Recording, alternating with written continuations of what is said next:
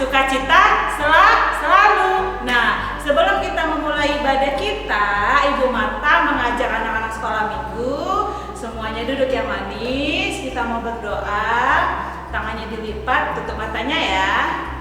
Terima kasih Tuhan Yesus buat hari ini Bapak, Engkau masih memberikan kami kesehatan Tuhan, sehingga kami boleh melakukan ibadah kami Tuhan di rumah masing-masing Bapak, dengan tidak membawa satu apapun Tuhan Yesus. Berkati setiap anak-anak-Mu Bapa, dimanapun mereka berada Tuhan, biarlah Engkau selalu memberikan mereka kesehatan, sukacita, dan semangat yang daripada Tuhan mengalir di dalam hidup anak-anak sekolah minggu Tuhan, agar mereka boleh bersukacita selalu Tuhan untuk memuji memuliakan nama-Mu Bapa yang baik. Sebentar lagi juga kami akan memulai ibadah kami ini Bapa. Engkau yang memberkati dari awal, pertengahan hingga akhir. Biarlah Roh Kudus-Mu tercurah bagi setiap anak-anak-Mu Tuhan, agar mereka boleh bersungguh-sungguh dalam memuji, menyembah, dan membawakan lagu-lagu pujian-Mu dengan kemuliaan bagi nama Tuhan. Terima kasih Bapa yang baik. Kami berdoa Tuhan hanya di dalam nama anak-Mu Tuhan Yesus Kristus. Kami sudah berdoa Tuhan dan mengucap syukur. Haleluya. Amin. Untuk menambah sukacita kita, Ibu Marta mengajak semua anak sekolah minggu untuk bernyanyi lagu Cuit-Cuit. Haleluya.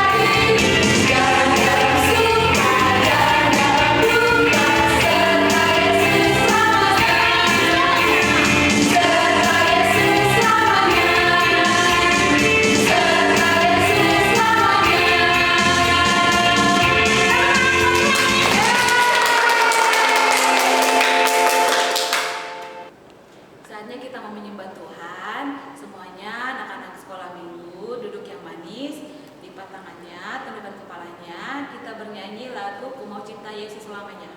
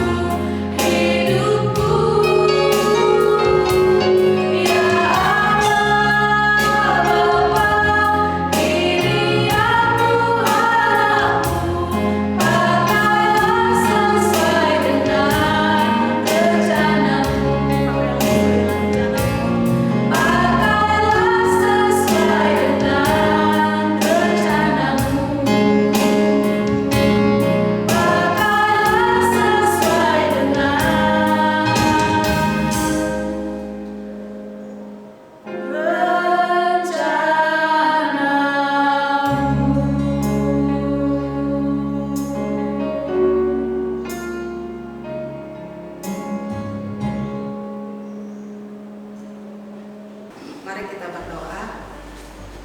Terima kasih Tuhan buat hari ini, buat berkat Tuhan yang luar biasa kami rasakan. Kami masih boleh memuji memuliakan nama Tuhan. Tuhan, hari ini kami guru-guru sekolah minggu, anak sekolah minggu mau berseru ke hadapan-Mu untuk meminta pertolongan-Mu, untuk Engkau boleh memulihkan dunia ini. Tak jemu-jemu Tuhan kami berdoa untuk keadaan dunia ini Tuhan. Tuhan, biarlah tangan-Mu bekerja memulihkan dunia ini, memulihkan bangsa kami. Kami rindu Tuhan untuk beribadah kembali. Engkau melihat Tuhan kerinduan anak-anak kami untuk boleh beribadah, bersekolah, bermain.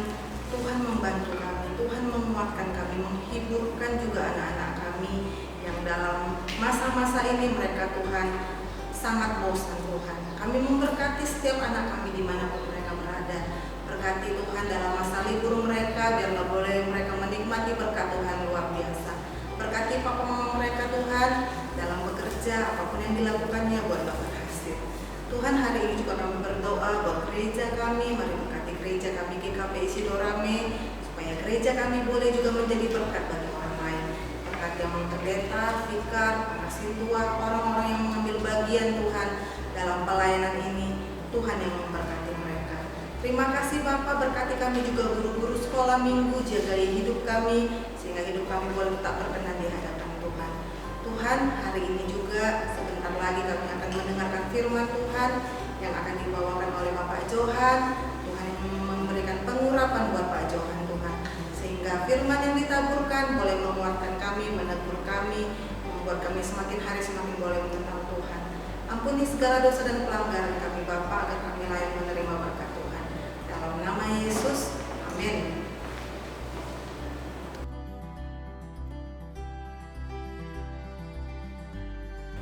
Shalom anak-anak sekolah minggu.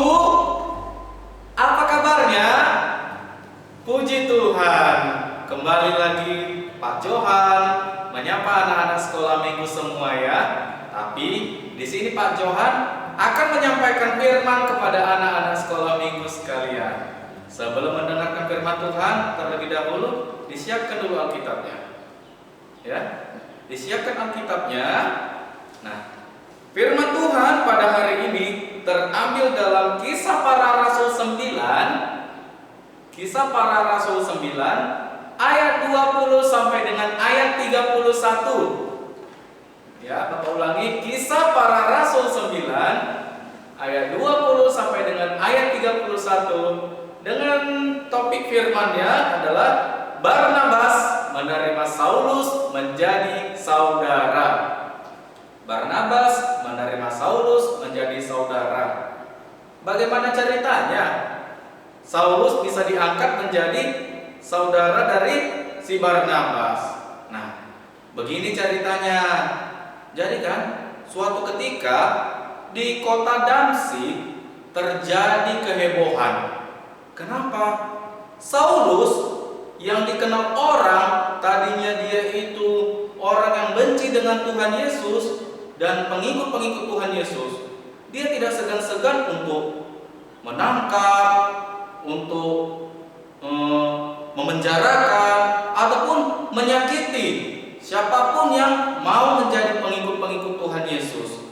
Dia tidak suka kepada orang-orang yang mau menjadi pengikut-pengikut Tuhan Yesus. Tentu saja orang-orang pengikut-pengikut Tuhan Yesus sangat ketakutan. Mendengar nama Saulus saja mereka sudah merinding, apalagi kalau sudah bertemu, ya. Tapi kali ini Saulus sudah berubah total, ya. Berubah totalnya seperti apa? Dia akhirnya mau menjadi pengikut Tuhan Yesus. Iya. Mula-mula selama dia mau menjadi pengikut Tuhan Yesus, dia mau menyampaikan firman untuk pertama kali sebagai penginjil. Ya, dia dipakai Tuhan untuk menyampaikan firman kepada orang-orang pengikut-pengikut Tuhan Yesus di kota Damsyik. Mula-mula dia masuk dari satu rumah ke rumah yang lain untuk menyampaikan firman. Mula-mula juga orang-orang Kristen di situ sangat takut, tapi karena dengan yakin si Saulus ini benar-benar berubah, mereka mau menerima. Karena mereka berpikir, tidak sangka Saulus yang kita kenal tadinya itu membenci pengikut-pengikut Tuhan Yesus, kini bisa menjadi sahabat kita, ya, sahabat kita. Jadi dia menjadi pelaku firman, dia juga mengumpulkan orang-orang untuk menjadi pengikut Tuhan Yesus yang tadinya belum percaya menjadi percaya. Di sisi lain, ya, orang-orang Farisi, golongan-golongan orang yang membenci dengan Tuhan Yesus dulu, ya, mereka itu sangat menentang apa yang dilakukan oleh Saulus. Jadi mereka tidak menganggap Saulus itu sebagai kawan mereka lagi. Karena apa? Tadinya kan berniat untuk menangkap, untuk menyakiti ataupun memenjarakan pengikut-pengikut Tuhan Yesus. Tapi ini ceritanya sudah lain. Jadi orang-orang Farisi di situ di kota Damsyik melakukan suatu rencana. Mereka melakukan suatu rencana jahat, bahwasanya Saulus tidak boleh dibiarkan untuk menyampaikan firman Tuhan. Karena dengan begitu pengikut-pengikut Tuhan nanti akan banyak. Ini tidak boleh dibiarkan, harus kita cegah. Nah, Saulus harus kita tangkap dan kita perlakukan seperti pengikut-pengikut Tuhan Yesus yang lain. Kita sakiti, kita culik, dan kita penjarakan. Rupanya niat jahat dari orang-orang Farisi itu, ya, diketahui oleh Tuhan. Cepat-cepat Tuhan mengetuk pintu hati orang-orang Kristen yang ada di Damsyik. Tuhan Yesus mengetuk pintu hatinya dan memberikan akal pikiran kepada mereka. Dengan cara apa? Mereka tahu Tuhan memberitahukan mereka bahwasanya orang-orang Farisi berniat jahat kepada Saulus. Jadi satu-satunya jalan adalah melarikan diri. Nah, melarikan diri, mereka beritahukan kepada Saulus, Saulus, Saulus, kau sudah tidak aman di Damsyik ini. Tampaknya orang-orang Farisi tidak senang dengan kau yang boleh menyampaikan firman. Mereka tidak senang dan berniat jahat kepadamu. Karena itu lebih bagus kau pergi dari Damsyik ini. Pergilah keluar kota. Dengan begitu kau selamat, kau bisa menyampaikan firman ke tempat yang lain. Tapi bagaimana caranya? Kata Saulus. Rupanya orang-orang Damsyik itu tidak kehabisan akal. Mereka buat suatu keranjang. Mereka buat keranjang yang sangat besar. Disitulah si Saulus disembunyikan. Disembunyikan di situ, mereka pergi. Mereka bawa keranjang ini. Apabila ada orang yang melihat, untuk apa itu? Mau kami jual. Nah, dengan cara itulah Saulus dibantu orang-orang Damsyik untuk melarikan diri. Nah, sewaktu mereka melarikan diri, ya, mula-mula gak ada yang tahu, dan akhirnya memang benar Saulus selamat. Di penghujung kota Damsyik, Saulus berpisah dengan orang-orang Damsyik. Kau benar-benar dipilih Tuhan. Karena itu biarlah Tuhan besertamu, kata orang-orang Damsyik. Akhirnya terpisahlah Saulus dengan orang-orang Damsyik itu. Nah, dalam kesendiriannya Saulus berjalan selangkah demi selangkah. Nah, dia berpikir, kota apa yang akan dikunjunginya untuk menyampaikan firman Tuhan? Ternyata kota Yerusalemlah yang akan didatangi oleh Saulus. Sewaktu Saulus pergi ke Yerusalem, Tuhan menuntun langkah si Saulus agar dia aman dalam perjalanan ke Yerusalem. Nah, bukan itu saja, Tuhan juga memberikan petunjuk kepada Saulus bahwasanya akan ada satu orang bernama Barnabas. Dia akan menarik engkau, membantu engkau untuk menjadi pelaku-pelaku firman.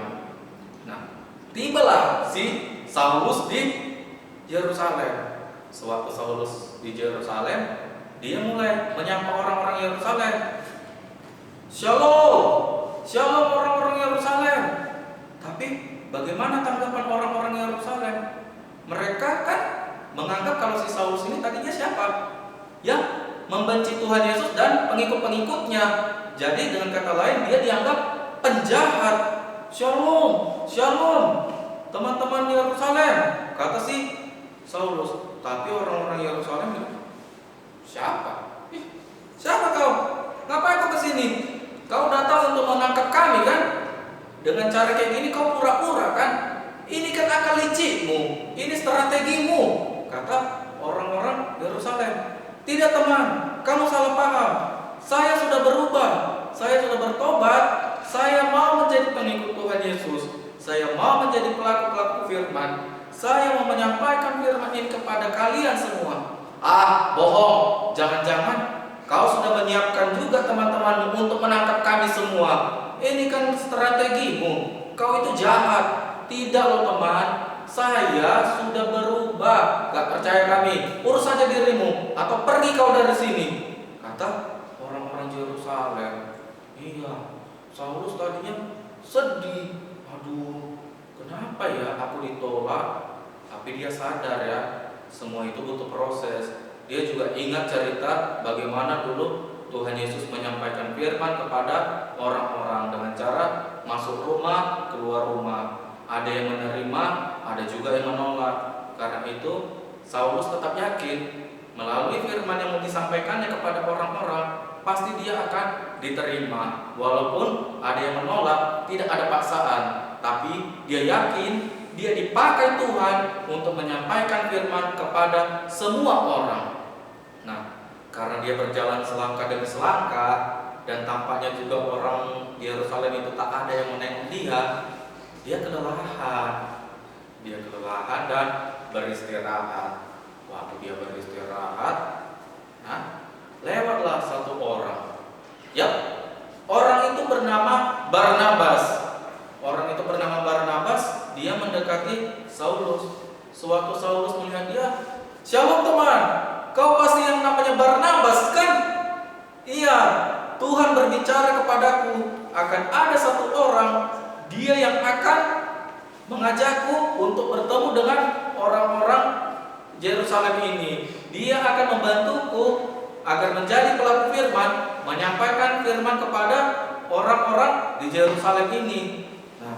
Rupanya Barnabas mengerti bahwasanya Saulus yang mereka kenal tadinya jahat, mau menangkap dan menjebloskan mereka ke dalam penjara, kini sudah sadar karena Tuhan sudah mengubah hati Saulus. Ya, jadi dibilang si Barnabas, "Syukurlah jika memang begitu. Kau memang benar-benar sudah dirubahkan hatimu, Saulus.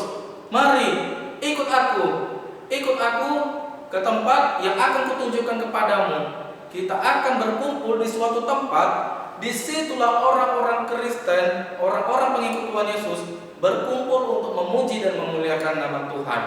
Dengan begitu ada kesempatanmu untuk menyampaikan firman." Aku maulah, kebetulan sekali. Aku mau menyampaikan firman kepada mereka semua. Di mana aku dapat bertemu? Ayo ikut. Diajak si Barnabas si Saulus.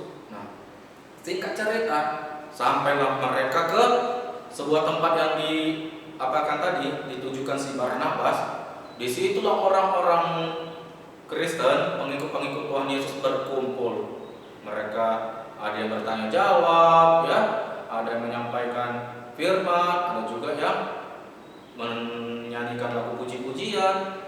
Jadi si Saulus melihat, oh seperti ini rupanya kegiatan orang-orang pengikut Tuhan Yesus. Ternyata Tuhan Yesus itu baik, ya. Syukur aku disadarkan. Sewaktu orang-orang di situ juga melihat Saulus, mereka takut. Mereka takut karena apa? Karena cerita lama si Saulus tadi yang mereka kenal dengan jahat. Apa yang dilakukannya untuk menangkap, untuk membawa ke penjara, tak segan juga disiksa. Hanya itu yang diingat mereka dari si Saulus. Tapi cepat-cepat si Barnabas mengatakan, "Teman-teman, gini ya. Ini si Saulus sudah jadi teman kita, ya. Sudah jadi teman kita. Dia dipilih Tuhan untuk menjadi pelaku firman kepada kita semua. Dia mungkin akan menyampaikan firman kepada kita semua. Dengan begitu kita mengerti apa rencana Tuhan di balik ini semua." Rupanya Barnabas ngomong seperti itu dan dimengerti oleh orang-orang di Yerusalem. Mereka akhirnya berkumpul di situ, menyampaikan puji-pujian, berkebaktian seperti biasa. Tibalah saatnya si Saulus untuk menyampaikan firman kepada mereka semua. Dia menyampaikan firman kepada mereka semuanya karena Tuhan juga turut campur tangan masuk ke dalam hati Saulus. Apa yang disampaikan Saulus adalah firman Tuhan, dan mereka juga mengerti bahwasanya Saulus ini benar-benar sudah berubah. Akhirnya si Saulus dalam menyampaikan firman, setelah selesai Saulus bersaksi. Dia bersaksi seperti ini. Jadi teman-teman, perlu kalian tahu kenapa aku berubah. Memang dulu aku membenci pengikut-pengikut Tuhan Yesus. Aku membenci Tuhan Yesus dan pengikut-pengikutnya karena aku gak pernah tahu siapa mereka, ya. Tapi begitu niatku tadinya, aku mau pergi ke Damsyik untuk menangkap dan membawa pengikut-pengikut Tuhan Yesus ke penjara, ya. Aku di situ ditegur. Tuhan sendiri yang langsung menegurku. Waktu aku naik kuda, ya, dengan pengawal-pengawalku, waktu aku naik kuda dengan semangat aku mau menangkap pengikut-pengikut Tuhan Yesus, kudaku jatuh. Aku juga terjatuh. Karena apa? Karena aku telah melihat cahaya dari langit yang sangat terang walaupun siang hari, cahaya ini sangat terang sekali, lebih kala lagi sinar matahari. Aku dan kudaku terjatuh. Ada suara mengatakan apa? Saulus, Saulus, kenapa kau aniaya aku? Dalam kesakitanku ku bilang, siapakah itu? Siapa engkau, Tuhan? Akulah Yesus yang kau aniaya itu. Jika kau menganiaya orang-orang Kristen, itu sama saja kau menganiaya aku. Rupanya itu suara Tuhan Yesus. Nah, setelah suara itu berhenti dan cahayanya hilang, aku buta. Aku tidak bisa melihat. 3 hari lamanya aku tidak enak makan, tidak enak tidur karena aku buta. Tapi lagi-lagi Tuhan mengirimkan orang bernama Ananias. Dia menyembuhkanku. Ya, dia diutus Tuhan untuk menyembuhkan mataku sehingga aku sembuh. Aku sembuh dan kembali bisa melihat. Nah, sewaktu aku kembali bisa melihat, aku berjanji, Tuhan, karena aku sudah sembuh, aku mau menjadi pengikut Tuhan Yesus. Izinkan aku untuk menjadi pelaku firman demi nama-Mu. Nah, karena itulah sekarang aku berada bersama-sama dengan saudara-saudara sekalian berkumpul di tempat ini untuk menyampaikan firman Tuhan, dan begitu firman Tuhan tetap ada untuk selama-lamanya. Terima kasih kepada saudara-saudara yang boleh menerima saya. Dengan begitu, dengan cara inilah kalian boleh percaya kalau saya benar-benar sudah berubah. Nah, orang-orang di Yerusalem akhirnya senang. Mereka bertepuk tangan. Mereka bertepuk tangan bukan gara-gara suatu kayak hore-horean ya, tapi sangat bersuka cita. Ternyata Saulus benar-benar sudah berubah. Tuhan sudah mengubahkan hatinya yang tadinya jahat menjadi baik, bahkan menjadi pelaku firman loh. Itu nilai bonusnya. Dan dia juga mau mengajak orang-orang menjadi pengikut Tuhan Yesus. Ya? Iya. Tapi Saulus juga sadar dia tidak bisa berlama-lama di Yerusalem. Karena apa? Dia diketahui niatnya oleh orang-orang Farisi di sana. Karena itu mereka juga berniat jahat untuk menangkap dan memenjarakan Saulus. Nah, rupanya Saulus juga dibantu oleh orang-orang Kristen di Yerusalem. Ya, mereka membantu Saulus untuk melarikan diri dari Yerusalem. Nah, sewaktu sudah di ujung pintu keluar gerbang kota Yerusalem, Saulus mengucapkan terima kasih kepada orang-orang Kristen di Yerusalem. Terima kasihlah ya sudah menerima saya menjadi pelaku-pelaku firman ya. Saya juga sudah puas, sudah menyampaikan firman kepada kalian dan kalian menerima saya ya. Sehat-sehat kalian semua ya. Iya Saulus, kami juga minta maaf yang tadinya kami sedikit ingat kesalahanmu yang dulu sama kami. Tapi puji Tuhan, kita boleh dipertemukan Tuhan dalam keadaan bersahabat ya. Kau saudaraku sama seperti kami adalah saudaramu Saulus. Pergilah dalam damai sejahtera, sampaikan firman kepada orang lain yang belum percaya untuk menjadi percaya. Dengan begitu pengikut-pengikut Tuhan Yesus menjadi banyak. Akhirnya terpisah juga lah Saulus bersama dengan orang-orang Kristen yang ada di kota Yerusalem. Nah, dan akhirnya Saulus pergi untuk ke kota Tarsus. Kota Tarsus itu merupakan tanah kelahiran si Saulus sendiri. Bagaimana kegiatan Saulus menjadi pelaku firman di kota Tarsus? Ceritanya akan sama-sama kita dengarkan minggu depan ya. Sekarang sudah selesai. Berdoa lagi. Lipat tangannya. Lipat tangannya, tutup matanya, kita bersatu di dalam doa. Bapa yang baik, Bapa yang kami kenal dan kami sembah, di dalam nama anak-Mu Tuhan Yesus Kristus, Juru Selamat kami yang hidup. Terima kasih Tuhan atas kasih karunia yang senantiasa Kau berikan ya Bapa, sehingga kami boleh selesai mendengarkan firman Tuhan. Kami boleh dengar firman Tuhan yang sudah Pak Johan sampaikan untuk kami semua yang ada di sini. Cerita tentang Saulus yang Tuhan sudah mengubahkan hatinya dari hidupnya yang lama menjadi hidupnya yang baru, dengan menjadi pelaku firman untuk memuliakan nama-Mu saja. Dengan begitu, dia bisa menyampaikan firman, pengikut-pengikut Tuhan menjadi banyak, dan firman Tuhan ataupun kerajaan Tuhan tidak pernah binasa dan tidak akan pernah habis sampai akhir zaman ya Bapa.